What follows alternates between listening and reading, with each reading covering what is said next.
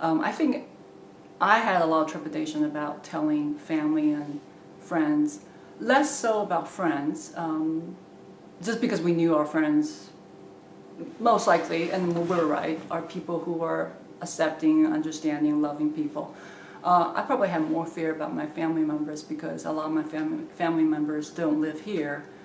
A lot of them live on the West Coast, and I have many, many more who live outside this country. So I know that I was going to be dealing with people who are in a very different culture, whose society don't have necessarily the same legislation and legal protections as the people here. And certainly the educational system is different where, my relatives are. And some of that did happen. I think my family was kind of split on how to handle the situation. There were a few who suggested that, and I am the baby in my generation, so I was told that I need to abort because blah, blah, blah. But having the distance really helped. The physical distance really helped. And I kind of expected that, so I was prepared for it. But then my brother ultimately stepped up and says, I respect my sister for what the decision she's made. And when he said that, everybody just kind of backed off. My mom, it's really funny, she's much older. She's 80. She was 80 years old at that time.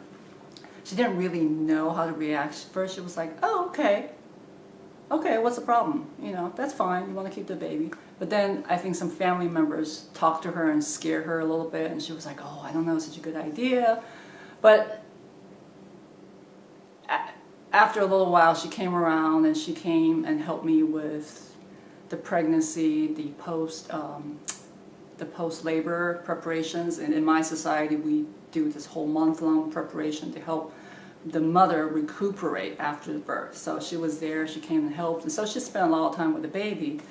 And I think she's accepted Louise like any of her grandchildren. So I think a lot of the fear were not real. I think there was probably more fear in my head than how it actually happened. My husband's family was totally fine. They were loving, compassionate from the very beginning.